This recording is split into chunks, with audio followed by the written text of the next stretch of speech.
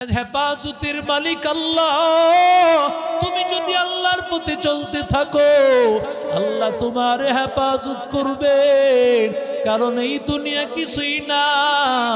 চলাফেরায় দেখো ডানে বামে কত মানুষ নাই। একদিন এমন হবে তুমিও দুনিয়াতে থাকবা। ওরে আল্লাহর বান্দা, একটু তাকাইয়া দেখ। ওরে আল্লাহর বান্দা, ও কালায়ান জুরার যুবক, মাইকে কত মসজিদে আলান নাই, আব্দুল করিম নাই, আব্দুল্লাহ নাই। এমনও একদিন হবে মাইকে আলান হবে, আমি সাইফুল্লাহ নাই।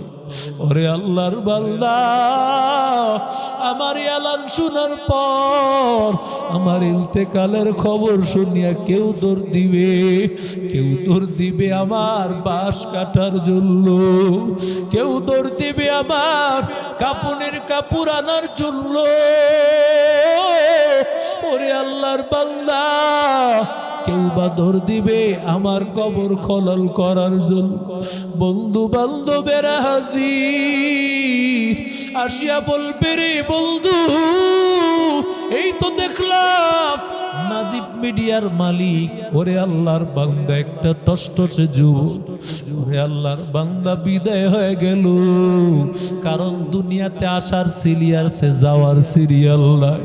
ওরে আল্লাহর বান্দা, সবাই দৌড়াদৌড়ি করবে। ও আল্লাহর গোলাম, ছেলে কাঁদবে,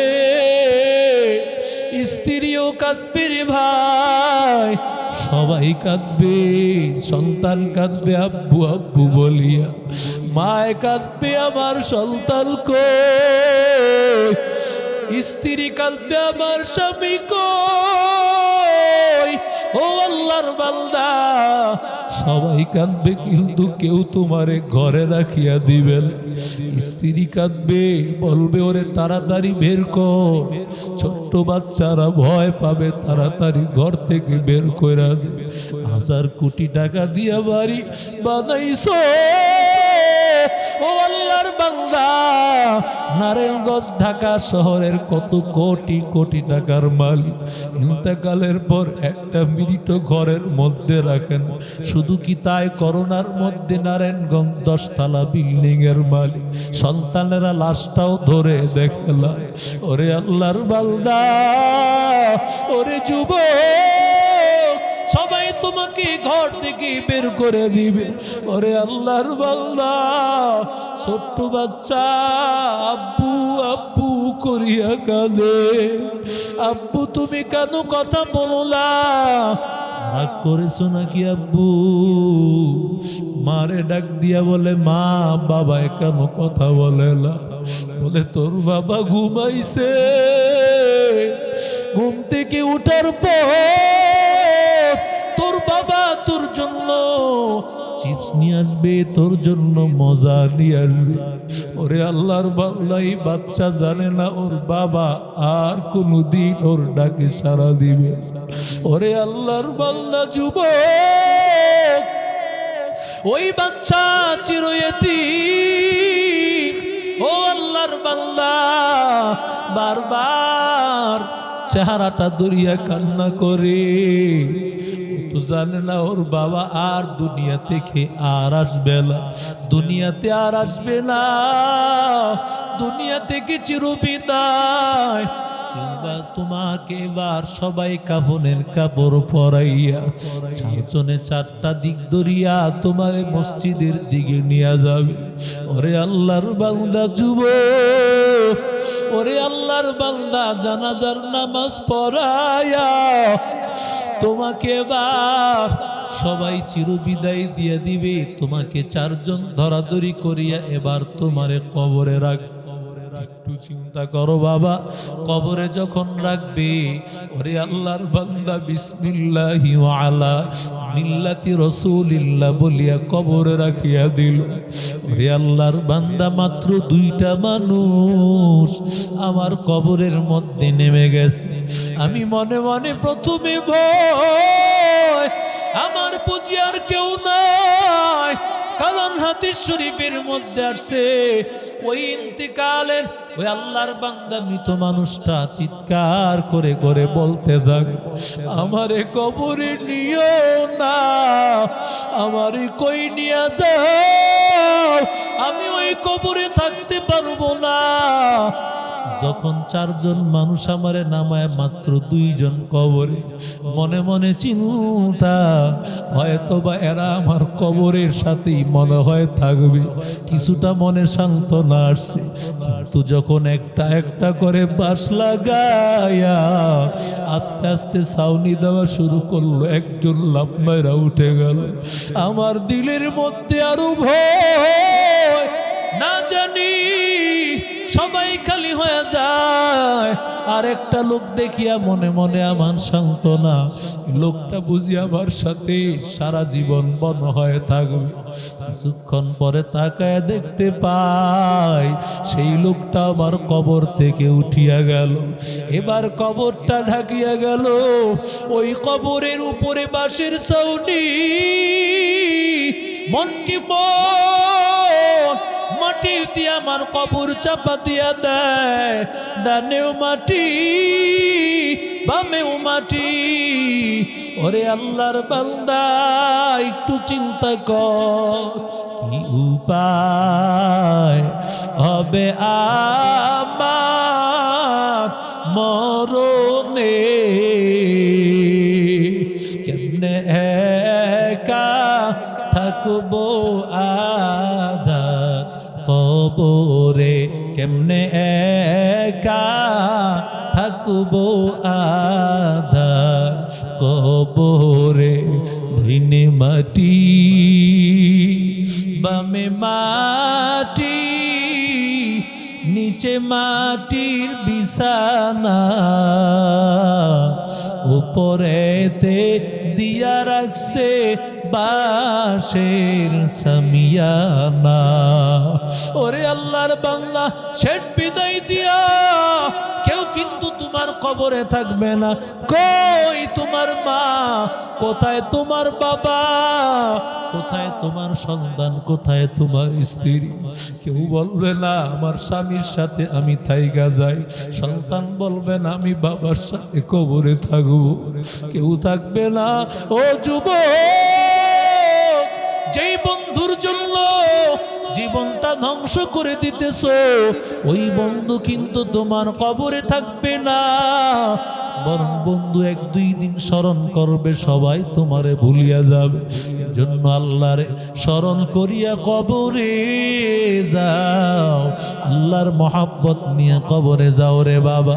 এই দুনিয়া কিছুই না। আল্লাহ তাআলা মরণের আগে আমাদের মরণের সামানা নিয়ে কবরে যাওয়ার তৌফিক দান করেন আমিন। আরো জোরে বলেন আমিন। ইউরিদুনা লিইউতফিউ নূরাল্লাহি বিআফওয়াহিহিম ওয়াল্লাহু মুতিম্মু নূরিহি ওয়াল্লাহু মুতিম্মু নূরিহি ওয়ালাউ কারিহাল কাফিরুন।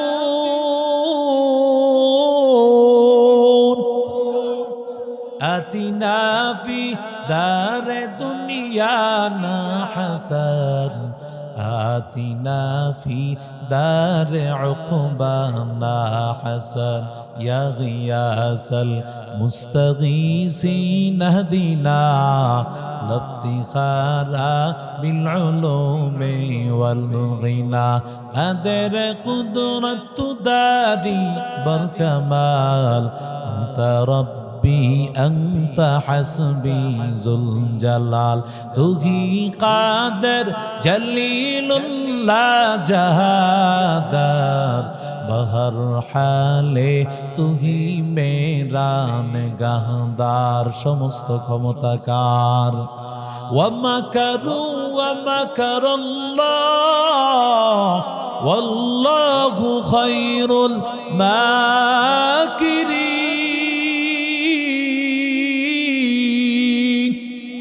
ও বেঈমানের দল, যতই তোমরা বাধা দিতে চাও, আমার আল্লাহ যাকে আল্লাহ তাআলা যার সম্মান বাড়ায় দিবে, পৃথিবীর কেউ তার সম্মান কেউ ধরে রাখতে পারবে না।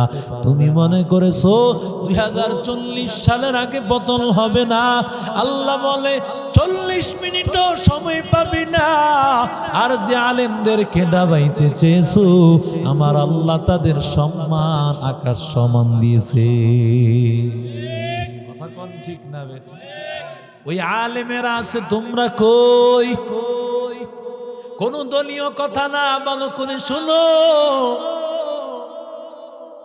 মুসা আলাইহিস সালাতু ওয়াস সালামকে বাধা দিতে চায়, কারণ ফেরাউন মনে করতেছে তার রাজত্ব বুঝি ছিনায় নিবে। আমাকে একটু বলো, আলেম ওলামারা কি কখনো মসনদের জন্য কি পাগল? কথা বলেন না কেন?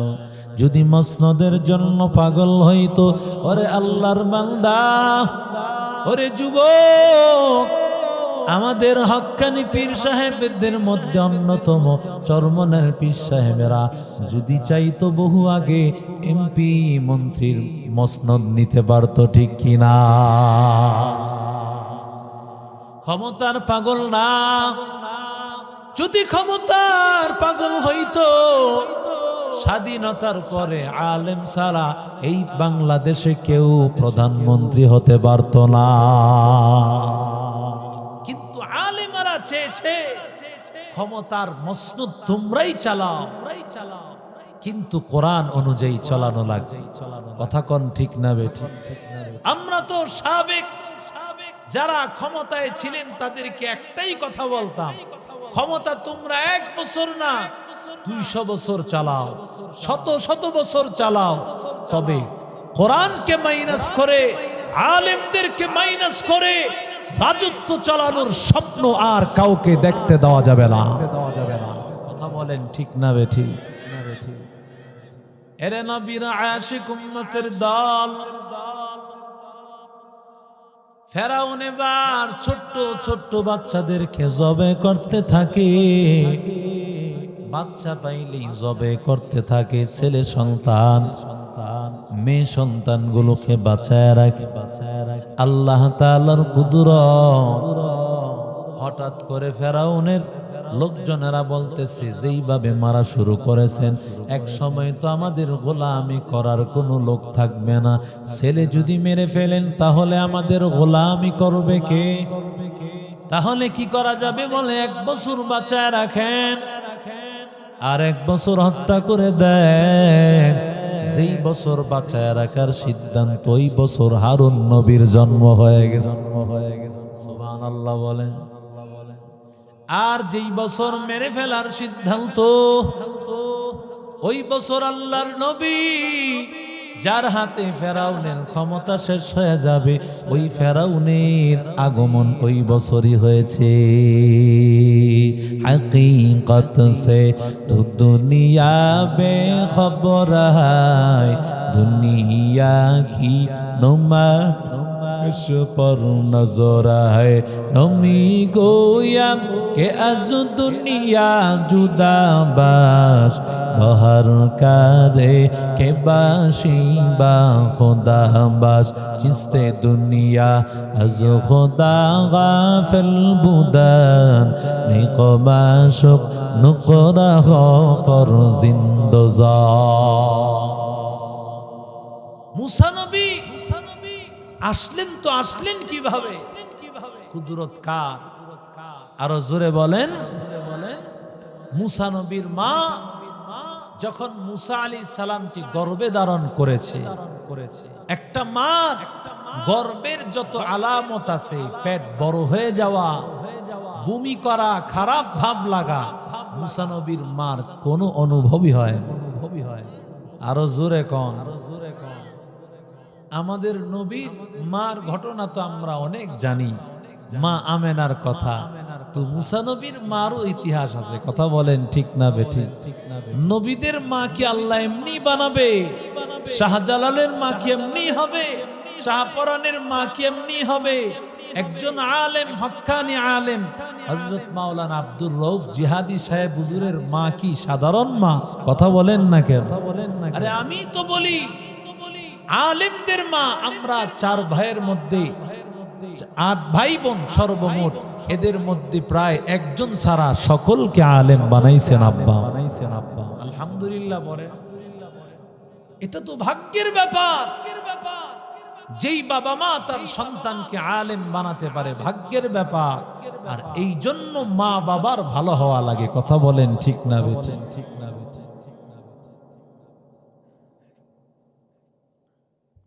মুসা নবীর মা